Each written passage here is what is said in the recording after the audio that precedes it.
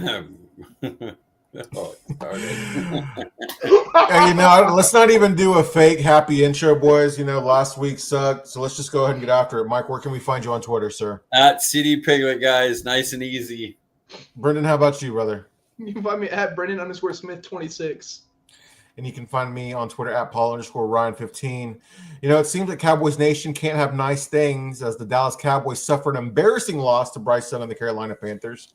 After their worst offensive possession of the game late in the fourth quarter, the Cowboys would give Carolina the ball with a little over 6 minutes left and never get the ball back, and Carolina would kick the game-winning field goal to end the game. Brenden, is this the worst loss of the season? No, I still say that's the Bears just because, your offense couldn't do anything either because of the turnovers, Dak having to play with Tolbert mainly, which is just disgusting. The drops by George Pickens in the Bears game. It's still that because your all-around team played bad. But defensively, this is by far the worst. And I thought the Giants game was bad. At least the Giants game was fun. If you can call it that. I had fun watching that game. Not defensively. It was not fun. Yeah. Mike, what about you? Is this the worst loss of the season for you? Yeah, I guess. Brenden makes a fair point about the offense at least looked good. Well, no, it didn't. Dak passing the ball to Pickens looked good. The run game stunk. I just think this is the worst because this is a team you should have beat. I know you don't have Lamb. I know a couple of linemen were out. I get that your defense stinks, but that you played a far inferior quarterback and a far inferior offensive scheme. It is just bad. Yeah, I have to agree. Without question for me that Dallas was the better team, or so I thought heading into this game. And for us to lose the way that we did, this one definitely hurts. And I would agree this is the worst loss of the season, definitely for me as well. Kind of leading into what you were saying there, though, Mike, are the Panthers better than you thought, or is the Cowboys defense worse than you thought? The defense is bad. Carolina's no good. Anybody that plays them knows you pressure Bryce Young, he doesn't play well. You didn't do anything to try to pressure him. You sent Maris Leafau, he got a sack, and they stunk other than that, getting to the quarterback. So, they basically just ran halfback dive up the middle for 7 yards every first down. They averaged 6 yards on first down runs. They had 26 of them. They had 5 first down passes. 2 of those went for 30 yards or more. And so it is just the defense is really, really bad. It's bad. People say, well, it wouldn't be any better with Mike, and I'm like, well, they'd still be bad, but they'd have probably won 2 of the 3 between Eagles, Carolina, and Green Bay because he would have done something pass rush wise that either he got a sack or the quarterback sped up and made a bad throw that caused a turnover or something like that. So, yes, the defense will still be bad, but you'd probably be sitting with 2 more wins right now. But, our run defense, right? That's why we made the trade and improved the run defense, and then Rico went for 183. 15. Rico Dowdle carried the ball 30 times and had 15 runs over 7 yards. Half his runs went for over 7 yards. It's wild. Defensive line did not have a good game yesterday. No, and linebackers haven't had a good game all season. Pretty gross indeed. Did you have anything to add to that, Brenden? That we are always the make-right team. The Panthers have beaten, in the past 2 weeks, the Miami Dolphins defense and us. And now there's big names in the NFL world. It's like, are the Panthers back? Bryce Young looks great. You're getting compared to the effing Dolphins. You're getting compared to the Miami Dolphins right now. And there's all this stuff coming out. Todd Archer's talking. Dallas' defensive stat-wise, we're worse in 2020. We're worse than when half the league is getting sick and is not allowed to play. You're playing worse than having Daryl effing Worley in coverage. Brandon Carr coming back off the practice squad. You're playing worse than that. You're worse than a COVID defense. You're worse than the COVID defense. Mike Nolan didn't coach for years before 2020. and your defense is somehow worse than that. Like, yeah. That is crazy. Being worse than the worst defense of all time somehow is not something I would have expected from this season. But here we are. Well, who was the most disappointing Cowboys player yesterday for you, Brenden? We're doing one offense, one defense? Yeah. Honestly, like, I want to say it's Osa. Like, he's been disappointing, honestly, all year. He's made some splash plays, but you think with Kenny Clark, yeah, no, dude, Darryl World was gone. That's what I was getting at. Like, he was so terrible, and your defense is somehow worse than when he was on the field. But no, it's Osa because you have a Kenny Clark. You finally give him a running mate. He's finally not gonna get double teamed and all this. Where are you? Where? And then offense, it's obvious it's Javonte Williams. Like, he's still having a way better season than I expected, but that was bad. We made those defensive tackles like they were all pros. Derrick Brown, phenomenal. If that was our trade, Michael went to Carolina, and we got Derrick Brown. Honestly, you kind of would have seen a smile on my face because I love Derrick Brown. And he was phenomenal. But you made everyone else look great because Javonte couldn't go anywhere. So it's those two for me. Mike? I got Kenneth Murray on defense. You know, he was taking over as the green dot, and they just ran up the middle on him constantly all the time. And while I'm not a big fan of Sanborn, you're not running up the middle on him because he'll see it and get in the hole. He can't get to the edges in time, you know, but you're not running straight up the gut. That's been a thing with Sanborn out. Breece Hall did it, and our guy yesterday did it, Rico Dowdle. So that's one thing Sanborn was good at. See it, attack, make a play at like 3 yards instead of making tackles at 5, 6, 7 yards. So Murray, and then on offense, TJ Bass, only because he had been like Hoffman's like, okay, we're surviving with Hoffman. Like, he's fine. He has the attitude. He's fine. But TJ Bass had been playing really good on tape prior to that, what he did yesterday. Derrick Brown and Robinson and them just killed him. And so I was super disappointed in TJ Bass. Yeah, no, I was listening to 105 Through the Fan earlier today, and Brian Broaddus was bringing up a lot of good points about TJ Bass and how well he had been playing in not just run protection, but also pass protection. And he played kind well. Of being disappointed with his performance as well. Yeah, it's bad.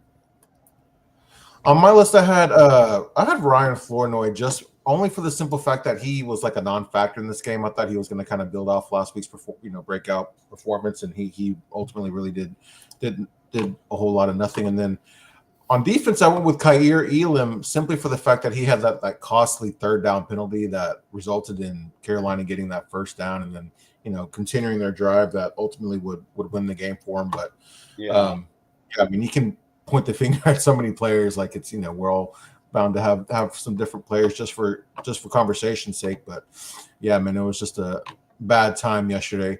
Was the Cowboys' fourth quarter offense or defense more of a factor in the loss for you, Mike? Definitely a defense. It's always the defense. The defense is terrible. Yeah. Like the defense is so bad that it's basically like you nitpick the offense because it's like those 3 drives that you didn't do something. If you would have done something in that one, it's like, well, what offense can score every drive? Like, has to be perfect. You call up like in the last one after the defense actually got a stop, they called a bad screenplay. It just didn't work. And it was over. Basically, the game was over because it was like, okay, now you set yourself back. You're not going to be able to get a first down, and the defense is not getting another stop. They got the one that they're going to get, and the offense wasn't perfect, and had one bad play call that set them back, and that was it.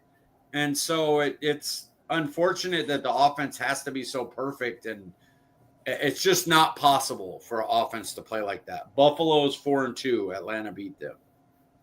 Yeah, so I feel like that's something we've talked a lot about this pod. Like, that's a saying that's been said a lot is the way that the Joneses operate. It's like one unit has to be perfect for the team to succeed. And it's more often than not, it seems like Dak is the one who's having to be perfect in the offense. And then in the end, 6 years that we've been doing this pod. Yeah, and then they blame Dak, and then they're like, "Well, what do we pay him $60 million for? He should be perfect." It's like, no, it's not possible. You're going to get a hold. You're going to get a drop. You're going to get a bad play call that the defense had, ready. That's just what happens in natural progression of football games.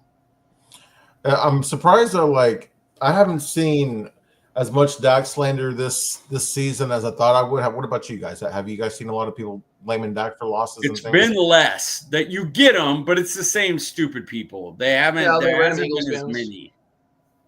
Random Eagles fans. Well, you want to know why you can't blame them? Because I saw this. I took a screenshot of this guy. I wanted to send it to my dad because my dad doesn't have Twitter and all that. But for Todd Archer, from ESPN Research, since starts were first tracked in 1950, Dak Prescott is the first QB to have 11 or more passing touchdowns / rushing touchdowns, 0 turnovers, and a non-winning record over a 3-start span. Yeah. Wild. How sickening is that, man? And we're not even talking about the other games where he's dominated as well.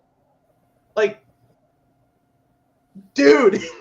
Yeah, what's blame? Yeah, you can't blame Dak. Like, even if you're brain dead, you can't blame Dak. Like, there's nothing that you can do. Like, oh, look at this film. Okay, like the interception to Tolbert in the back of the end zone against the Bears. Oh, that was bad. He had 2 guys right in his face. Well, and it was fourth down, so he's only doing it because it was a turnover either way. Might as well give your guy a shot. Yeah. So, like, that's like one of the worst plays you'll see, or Drew Phillips dropping the interception on the Giants game. Like, all these bad Dak plays, they're not. And so you can't blame him. It's so funny though. It just makes me think, like, Dak will do something to try to give his teammate a chance to make a play, and then we saw it was Russell Wilson who threw the ball away on 4th down, like when the Giants needed something to happen. Mm-hmm. Just so funny how those things work, man. I didn't hear too many people talking about that. I believe it was actually Brenden who brought that up to me, which is even more amusing. But is there any defensive coordinator that could improve this defense, Brenden? No, because you want to know what? Dude, today I've just been saving tweets because you don't think things can get worse, and you just read things and things get worse. The Dallas Cowboys defense has allowed 2,470 total yards against the first 6 games.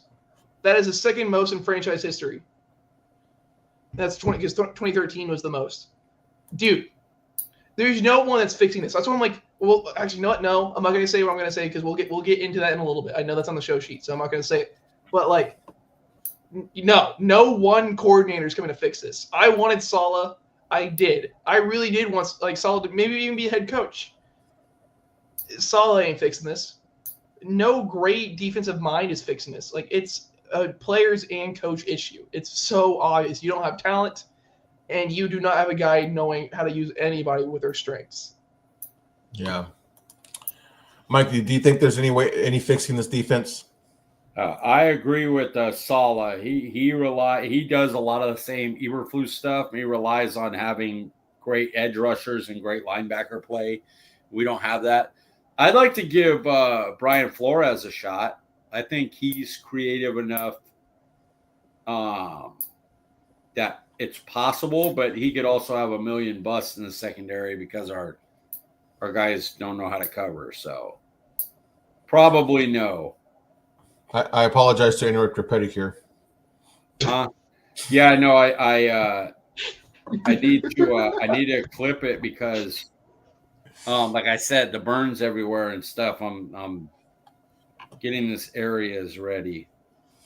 No, Mike, we need all the distractions we can possibly get based on that game yesterday. But how many players away is Dallas from having a competent average defense for you? 3. You need an edge rusher. You need a linebacker, which that could be overshown, but I mean, that's a lot to ask for him coming off injury. Then I would say a safety to like a really great one that could command the back end, that's the leader back there. So a very good edge rusher, maybe overshown back healthy and playing at his best, and then a safety. But okay, so what if Dallas decides, we're going to talk about this here in a little bit, but Dallas decides to add that position, even with Eberflus, do you think that would do something? If they got Max Crosby and either Buda Baker or Fitzpatrick and Overshown came back healthy and was playing like last year, I think they'd be good then, or average then. Man. Giving up all that draft capital for the two players you just brought up made me want to throw up. You would have to give probably a 1 each year for Crosby, and then you'd have to give up at least a 2 for, I would say a 2 for Baker or Fitz. That makes me want to throw up. This team, God, there's so many holes. There's so many holes. You want to draft Tyler Guyton, Mozzie. You might get a Tyler Smith. Dude, maybe. I just want to have a young player that can go, hey, maybe you have something. Instead of just, because guess what? We trade for Max Crosby, which is a phenomenal player. We're going to have to hear about why we can't sign people again. I want them to say it again, because they're going to say it every year why we can't sign people. But then I just want to see them try to pull BS when all the money they saved. I just want to see how they spin it every year. Crosby signed for 3 years. You'd have him for 3 years. 28 years old. I would trade 2 firsts for Max Crosby. I ain't gonna lie. I'd be happy to do it. I would prefer to do a 2 for the safety because I think the safety would help more than the edge. But I don't mind it. I would do for both. I think the way Dak's playing, I don't really want to give up the draft capital because I want to believe the team can get back to drafting. But, I mean, if you're telling me, like, what do I have faith in? These 2 trades where you get Max Crosby and Buda Baker, or, hey, Dallas has 4 first-round picks. Well, they haven't shown the last, few years that those are guaranteed, especially because with Dak, one's probably going to be between 12 and 18 because you're going to win 6-7 games because of how good your quarterback's playing. And the other one's Green Bay, so it's going to be 25 to 32. So, you're talking about LVE and Guyton or maybe a CeeDee Lamb and a Mozzie. The CeeDee Lamb's nice, but, I mean, we would have had Max Crosby, So, I don't know. It's tough. It's a tough call. I don't feel like giving Eberflus anything because he's shown me nothing. Because also, I don't want to see great players come here and turn just to be good just because of what's going on here in the scheme and everything. Also, we need a corner. Diggs shouldn't be playing for the simple he's not healthy. It's so freaking obvious he's not. Deron Bland's not healthy. But also, do you believe Deron Bland in his right mind would play that far off if he wasn't told to? You're telling me he doesn't want to play press in that position on 4th and 3? Dude, he wants to be up. They want to be both right in front of the guy. You wanted Kenneth Murray to guard the slant. You wanted Blaine to go outside to so bait them on the slant when Kenneth Murray's on the opposite hash. I don't care if you have Ryan Shazier at linebacker. You're not jumping that. No one has the speed to jump that route when you're there, much less Kenneth Murray playing it wrong still. Derek Brooks is your one guy that has a shot. Even then, I don't think he would have made a play just because of how far out Murray was. Derek Brooks, phenomenal linebacker, Hall of Fame. He's in the Hall of Fame for a reason. But even he's not jumping that. He would have had Warren Sapp too, and Simeon Rice, and Lynch in the back end as well. Yeah. And Rondé Barber. Nasty. Yeah. That Tampa Bay team was pretty nasty, man. Yeah, it was. That was the first team actually that I liked as a Cowboys fan. Obviously staying true to the Cowboys fan, but outside of the Cowboys that I enjoyed watching. Yeah. I was too young for that. So. Yeah. Let's move on here. Should the Cowboys be sellers because of the defense or buyers to help Dak in the offense, Brenden? Sellers. You're not getting good enough. You're not. Yeah. Even with Mike, Mike just gave up two potentially all pro players, which is phenomenal. You get that stuff, I'm feeling great. In Madden, oh, dude, I feel phenomenal. Okay, so is Buda going to play slot corner, free safety? Is Max Crosby going to play edge, linebacker, and sometimes defensive tackle? those two guys, like I said, two phenomenal talents being added. They're not filling the holes. Your offensive line is fine, but in passing situation, Terrence Steele is not good. Ferguson's finally coming into his own, so your tight end's fine. Javonte Williams playing fine. You have two wide receivers. Turpin will hopefully come back. Your offense is fine, but that defense is so terrible. I want to like to trade for the entire Browns defense, and then we can talk about playing into January and stuff. But we can't. So no, sellers. Bye, Dante. I want you off my team so fast. Get your 1-year, $8 million contract off these books fast. Would you trade George Pickens for a second? No. I just want to have fun. Like, if you're gonna be bad the next few years, at least have a fun offense. Dak loves him. George Pickens is happy for once in his life. And CeeDee Lamb would be back. At least let me have fireworks. You don't want to be a seller then. You don't want to be a seller. Get your second round pick. I just don't see. I mean, I want to believe that the Cowboys would re-sign George Pickens. I don't believe. No, he'll be tagged. He'll be tagged. But, yeah, my guess now without Micah is that they'll tag him. My guy had said they're not signing. They have zero interest in signing him. They don't want to pay a second receiver. But when Micah trade happened, he told me, he was like, George Pickens, possible that he'll at least be here next year. And I was like, oh, all right. Yeah, I'm okay. I'm okay with that. Second round pick. I was still saying for a second. Two firsts, 2 seconds. What are y'all like? You keep saying, well, what are we gonna do? Are we gonna draft another edge rusher that does nothing? Well, I mean, we're losing George Pickens though anyway. So at best, we're tagging him. If you told me sign Pickens 3 years or trade him, oh, I'm signing him 100%. Just cheapskates aren't going to do that. Well, they're going to go. I just want to have they're fun. going to go. We got Pickens developing in Flournoy, which I'd like Flournoy, but I ain't trying to do that. I just want to have fun because, like I said, we're going to be this. This is what we're going to be.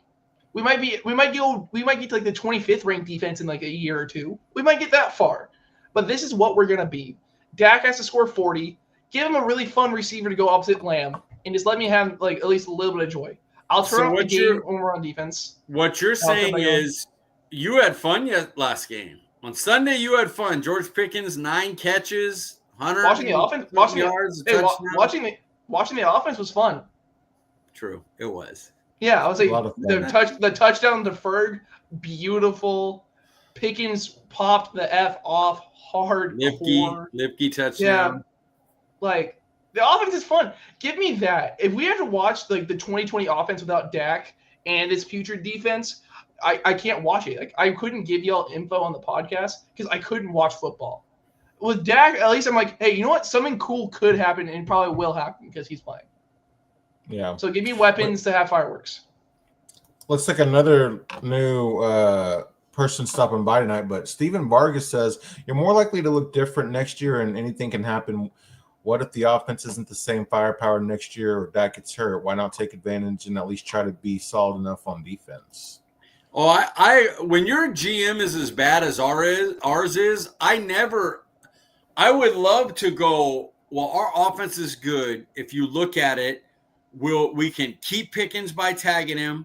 We can bring in another runner. You know, Javonte was good, but you could find one. Maybe Jaden Blue develops and they give him touches as the year goes on. Maybe they draft a guy. And then you go, okay, and then on defense, you know, you have 2 first-round picks and a second. You can put all those on defense. You lose Terrence Steele. Thomas comes in and gives you another year. The problem is with your cheap owner, it's very possible that you don't bring back Pickens, and then you're in the same your offense drops a tier because everybody's going to cover CeeDee Lamb.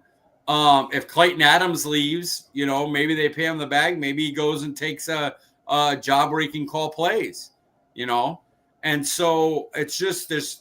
Yeah, I understand that we don't have a team where like if Philly has a bad year, you could go, all right, you know, we'll trade AJ Brown. This isn't working out. It just isn't our year. We're not. Something went wrong here, and they will up and be back next year, and you know they will. You don't have that with Dallas. Dallas doesn't have a competent GM. My thing with trading Pickens is more the fact that, like I said, I want to have fun. But it's like, so you trade away Pickens. Pickens is gone. Guess what? Guess what? A really big need is for you now. Wide receivers. You're to spend one of your probably your first round picks on a wide receiver again. Yeah, and so they would. Like I'm saying, so you're giving up that. I know the wide receiver will be cheap. I know that, but so you're giving up that, or you can pay Pickens or tag him, and you can get a corner. You can get a linebacker with that later first round pick, and you can try to salvage whatever the hell you can call this defense. I'd much rather keep Pickens and use the first round pick on something that's needed instead of letting him go and like, well, damn, we have to use this first round pick on a wide receiver or your team is nothing. I would love to go edge early or DT, really, any D line that's a big time playmaker early, and a safety. If you can get one of those to end the first round, like you get one of the best safeties because it's not a valued position and they drop a little bit, and you get them at like 25. Man, that would be huge. All right, we have another new listener here. Ghostface Gaming. The defense is lousy, but they got stops and fourth, gave the team a chance to win. Still, Schott had 2 key drives to get 1 score, a field goal at least. It's a win, but Schott choked his play calling screenplays. I can't. You got it, man. The offense wasn't perfect. I don't know what to tell you. The team scored 27 points without a running game, without CeeDee Lamb, with 2 offensive linemen out. They scored 27 points, and the defense allowed over 200 scrimmage yards to Rico Dowdle. Like, I can't blame the offense. Yes, the offense was not perfect. No offense should be expected to be perfect. Your defense was the problem. You know what I realized? This problem 1, 2, 3, 4, 5. And then if you want to go like, oh yeah, and it would have been nice if the offense would have got that last drive, took it down to score, won the game. It's like, yeah, it's too bad that they didn't do that. They're the only reason that you were in a competitive game was because of Dak Prescott. But I'm not going to go on the offense. The offense, who also had no run game yesterday. Yeah, and still no run game. Dude. You know what I realized? I realized earlier today, because like I hated those 2 conservative screen plays. Like at the time, I do, and I still do. Like I do think I'm like that's cowardly. But you know what Schottenheimer was probably trying to do? He was probably trying to do what the Panthers did to end the game. He was just trying to keep the ball on the ground basically and keep the clock going. You couldn't run the ball, so let's see if we can get the play outside and let's see if we can get that working. It didn't work, but that was supposed to substitute your run game. You can't run up the middle. That wasn't working. So let's see if we'll get Javonte Williams outside, and then your lineman didn't block. And so there's that. It didn't work. Absolutely. Yeah. Man, I wish it would have worked, but like I'm not going to get on the offense about when the defense is this bad. Yes, the offense needs to be perfect, and it wasn't. I'll give you that. And at least Shoddy did keep trying to force the running game, knowing that it wasn't working. Like he saw that it wasn't working and let Dak just cook instead of like trying to force something that was clearly not working or going to work. Yep. And that's the only reason the game was competitive, is they were just like, all right, Dak, keep us in it. And he did. Yeah. He kept them in the game. And then at the last 6 minutes, you're hoping like even if they score, they give you the ball back with a minute 30 with 57 seconds, something where the offense has a chance to go down and make a play, but it didn't happen. Yes. Appreciate everybody, all these new people tuning into the channel. Awesome. Man. We really appreciate you guys stopping by. Thank you so much for the comments, even if we don't agree. But please stick around here. If you were the GM, would you consider trading Dak? If so, what would it take to trade him, Brenden? I need your soul. I no. That's all. There's no other person on this planet that's gonna put up with the Joneses, the fan base that completely tries to tear him down every bad play that happens, and all of that. There's no one else who's gonna do that. Also, like, we're watching what 2020 would have been if Dak was healthy right now. That's what we're watching. Yeah. Do we want to go back to Andy Dalton? You want to let Joe Milton play this year, and you have to go into the draft thinking, let's get Sellers, Let's hope John Mateer goes in. You want to hope one of those guys is your guy? Do you really want to go into that pool? No. Arch isn't coming out this year. No. There's no way in hell the Mannings will allow him to go. So but I think he is like the Cowboys' dream, if you know. Oh yeah, because that dude, you're gonna get so many. You would get so many views. It's with Arch Manning being there. You'll get Peyton and Eli being at games and stuff, dude. Like yeah, but no.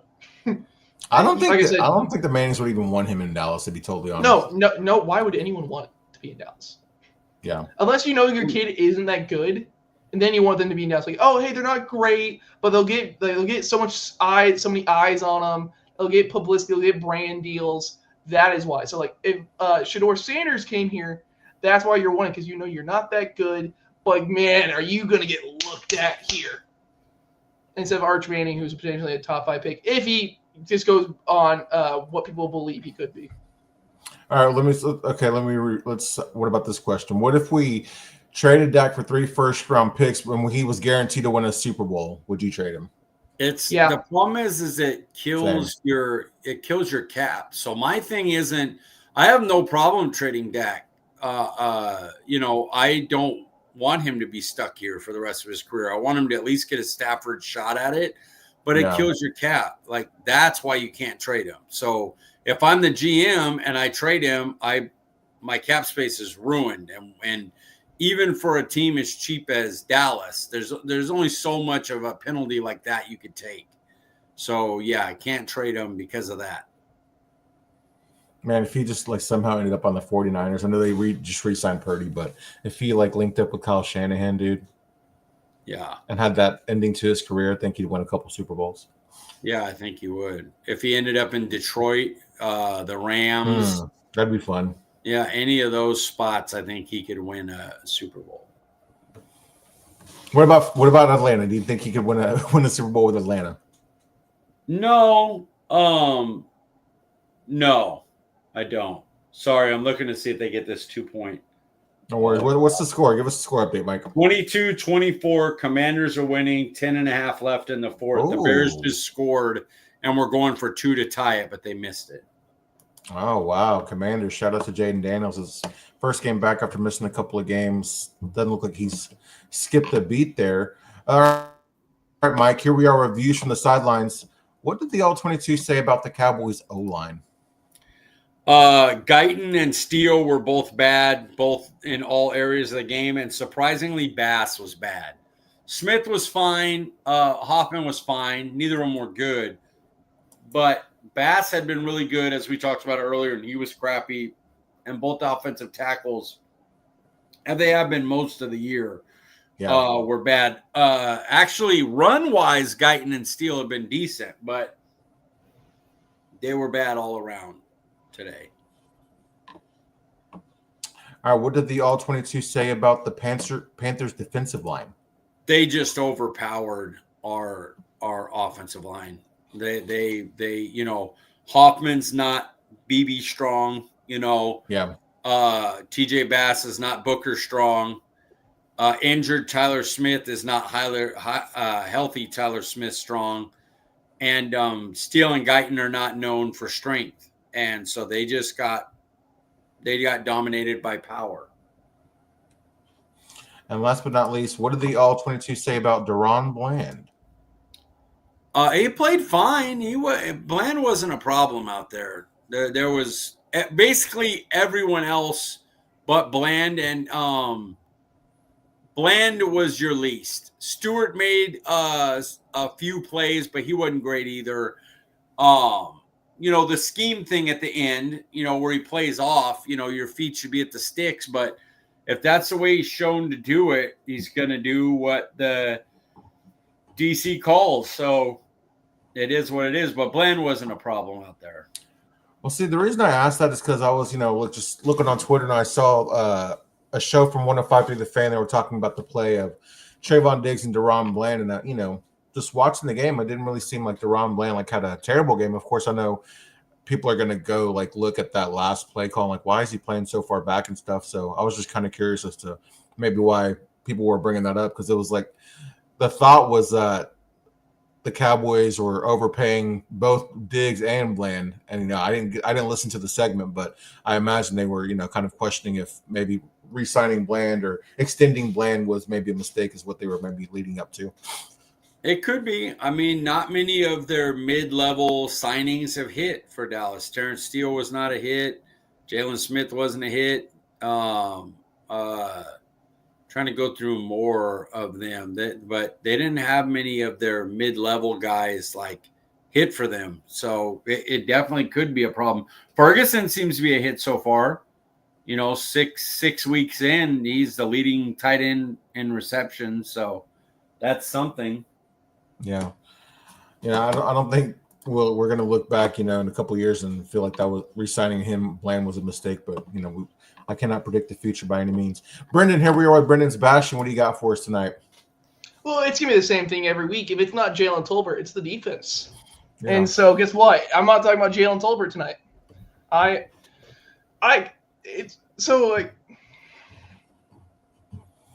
You have your own opinion. This is America. Good for you. And that's all I'm going to say. That's all I'm going to say with that. That's all I'm going to say. At least he didn't say Dak.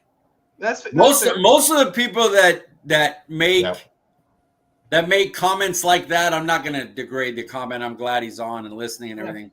But most of the people blame the quarterback for whatever reason. It's always on him. But Shotty had a bad play call.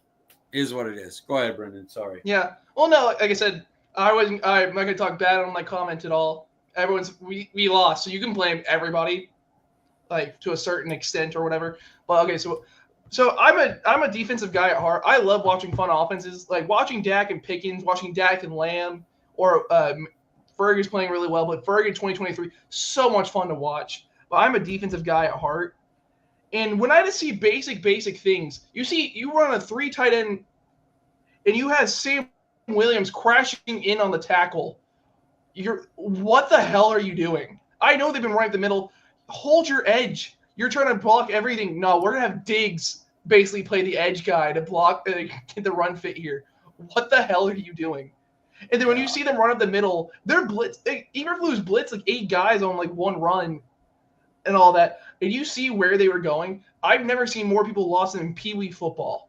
I feel like my middle school defense had better run fits than that. Because at least we said, hey, D-line, you go here, you fill that one gap. There was no gap filled.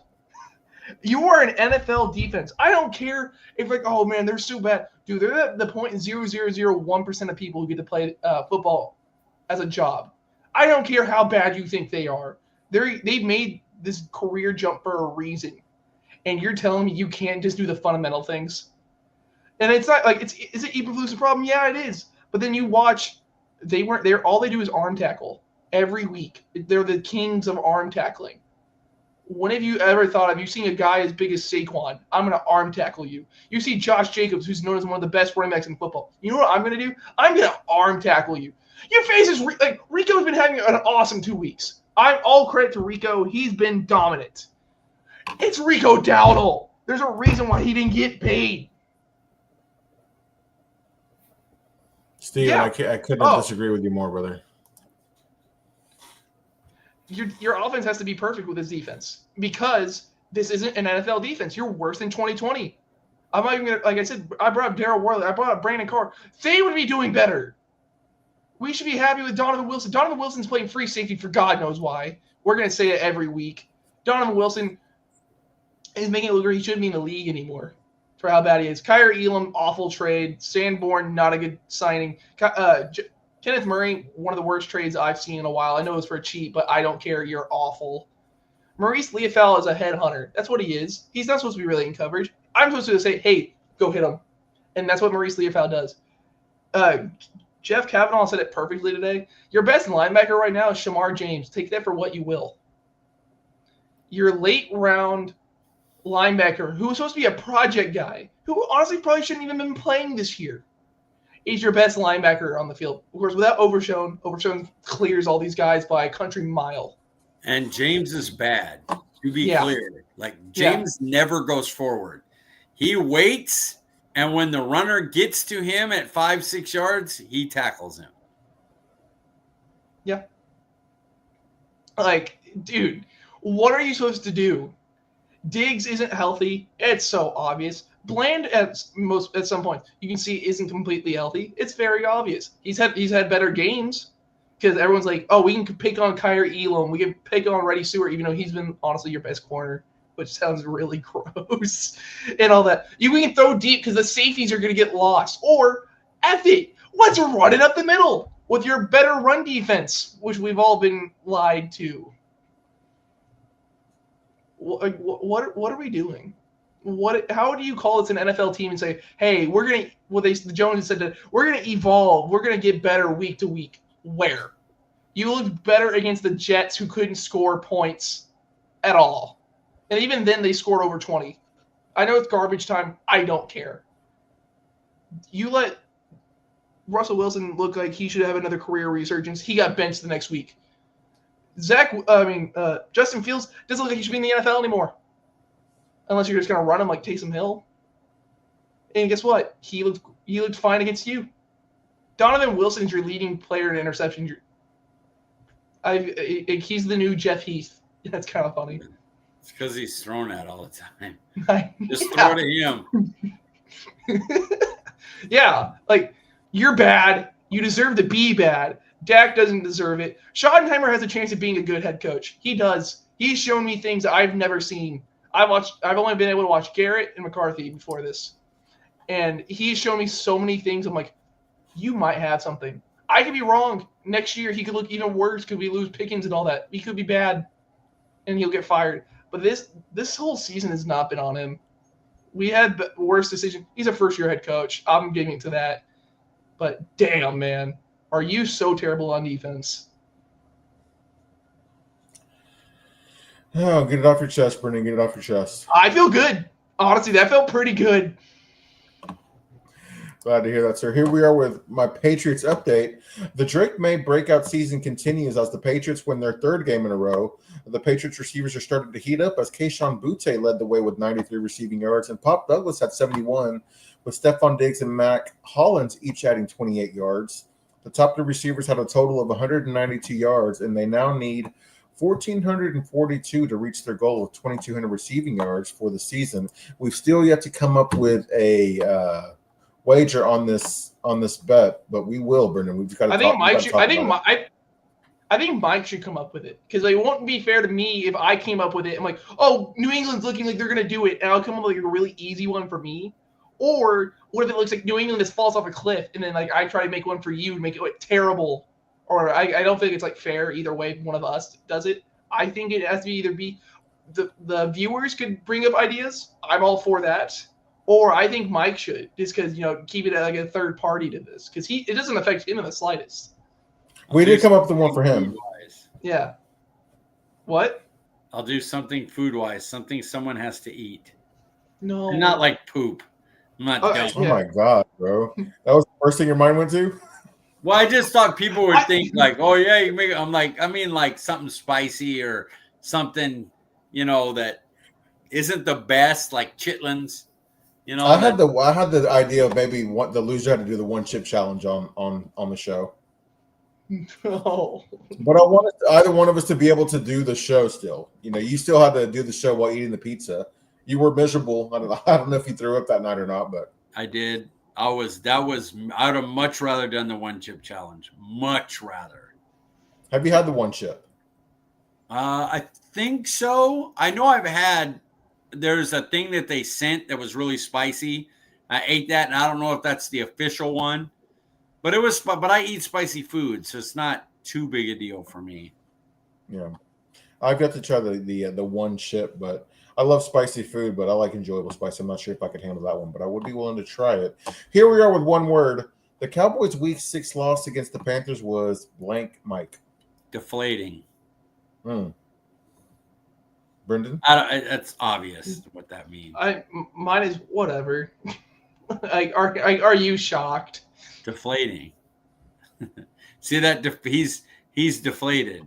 That's why that word works. What was yours, Brendan? I'm sorry. Whatever. I had a voice.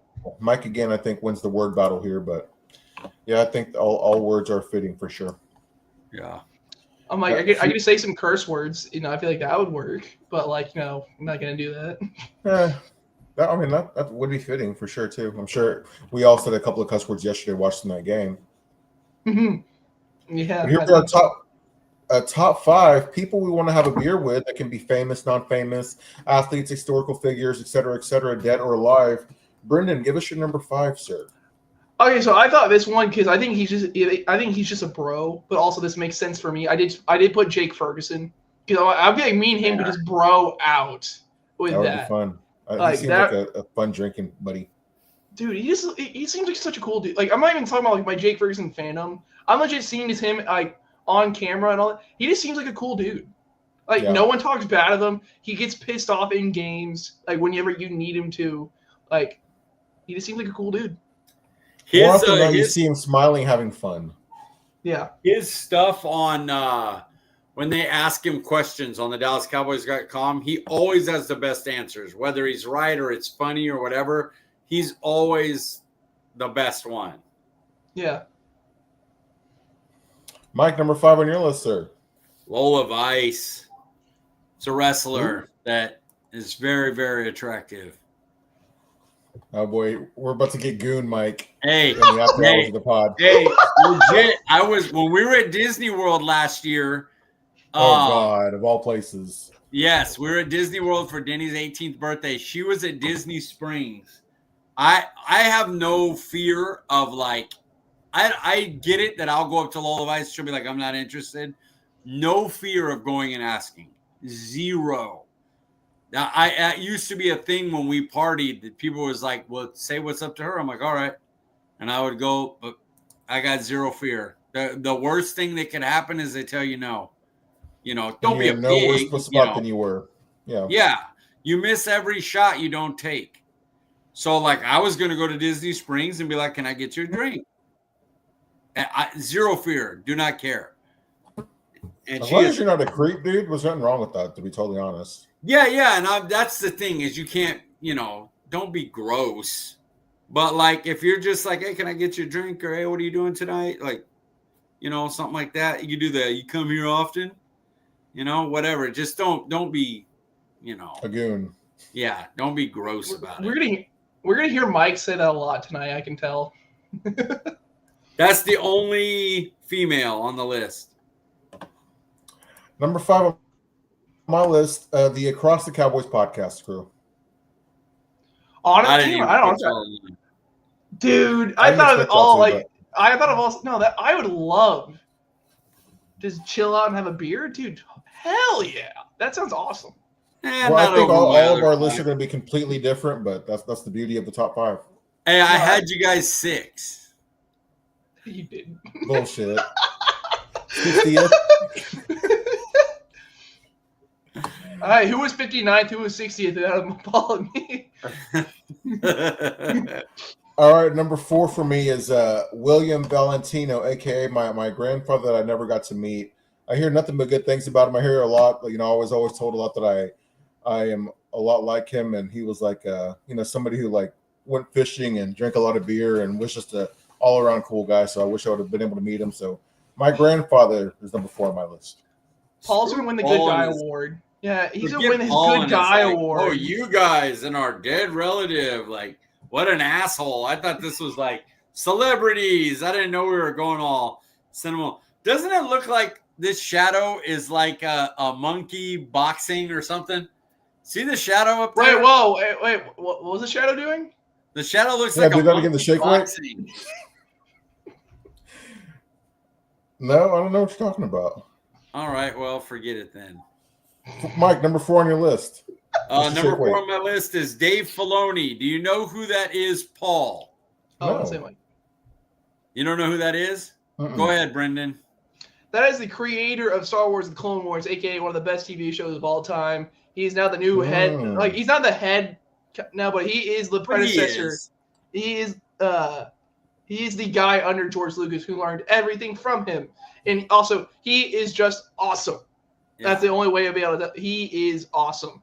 He's Disney's version of George Lucas. He learned under him under LucasArts, and Jon Favreau brought him in to kind of make sure they stayed on par with Lucas' thought process when it comes to the Disney versions of stuff and everything, and he's amazing. And I want to talk to him about Star Wars, obviously. Obviously. I'm sure my wife knows who that is. Brenden, number 4 on your list, sir. I put Stone Cold. Dude, Stone Cold Steve Austin. Awesome pick, dude. Like, I of course, like, this is to have a beer. I don't drink beer, so I drink, of course, like whiskeys. I would love just to see who could drink more, like him with beer or me with whiskey, and to see just who just has more fun. He seems also it's Stone Cold, like Yeah. That's such an awesome pick, dude. Also, That's a good pick. Yeah. Also, UNT alum, so it makes me feel even cooler about it. Oh wow, that's really cool. I never knew that. Yeah, their turnover celebration is them cracking like fake beers on the sideline and stuff. Sweet, very cool. All right, number 3 on your list, sir. This one is strictly because I think he's insane now, and also I feel like he has some really awesome stories. I put Michael Irvin, dude. 'Cause I'm like, there's so many things we've heard like rumors about what happened in the '90s, like party wise, crazy wise. And you will never know for sure until you hear it from him, because he was known as the cocaine cowboy. So like, dude, you're telling me that man doesn't have some crazy stuff that you've never heard of? No lie, I almost put 1993 Michael Irvin on my list, but it had to be Michael Irvin from 1993. That's awesome. That's awesome. That is. That's great. Mike, number 3 on your list, sir. Number 3 on my list is Quentin Tarantino. Oh, Probably, I had a battle between him and Edgar Wright because I really love Edgar Wright too, but I just would like to talk to Tarantino about his thought process with his movies and how he does so well at dialogue. His I can watch Django. Most people watch for the action at the end, and I watch it for the dialogue through 3/4 of the movie. He's just a genius writer, so I would like to talk to him. That would be an interesting conversation for sure. Number 3 on my list, Paul Rudd. Nice. No, that's great. Just seems like a laid-back, fun guy. Be a fun conversation. I think he seems like a genuinely nice person. So hopefully he likes to play darts or pool or something. I'm going for insane people. Paul's going for chill people. Like I said, I want to chill. I'm old now. I'm not trying to be crazy anymore. You get to experience the crazy. I've had my crazy. That's fair. I'm picking other than Lola elders, basically. All right, number 2 on my list, Mr. Luka Doncic. You heard how the Joker said he was going to miss Luka at All-Star Weekend because they used to drink a lot of beers together. I feel like Luka's probably a fun guy, and the fact that he wants to smoke hookah and drink beers, I'd like to see what he's like off the court. He was my actual 6. Really? See, the truth is revealed. Where was Kobe on your list? I know he's not known as like a party boy. He was in the top 10, but he wasn't really Yeah, I mean, I would have Shaq. I would want to see Shaq above him. He's probably in my top 20 though. What about Diddy? No. Nobody like that. No, all jokes aside, I didn't think anybody would have him on their list. I already have a bad enough reputation on here, okay? Number 2 on your list, Mike. Michael Irvin. Playmaker's my favorite football player of all time. So I would just want to talk to him and be like, hey, you're my favorite player of all time. Let me buy you a beer or whatever you want and just say cheers with you. I'll have water. But, yeah, Michael Irvin would be on my list. All right, Mike, number 1 on your list, sir. Magic Johnson, my favorite athlete of all time. Wow, interesting. And I don't even care about the age stuff. Like, yeah, sure, I could talk like, damn, it's crazy. You're still alive with that. How'd that work? Like, but really, he's just my favorite athlete of all time. So I'd want to talk to him about the old school Lakers and everything. That'd be fun. Brenden, number 1 on your list. I still have number 2. My bad. Number 2 on your list.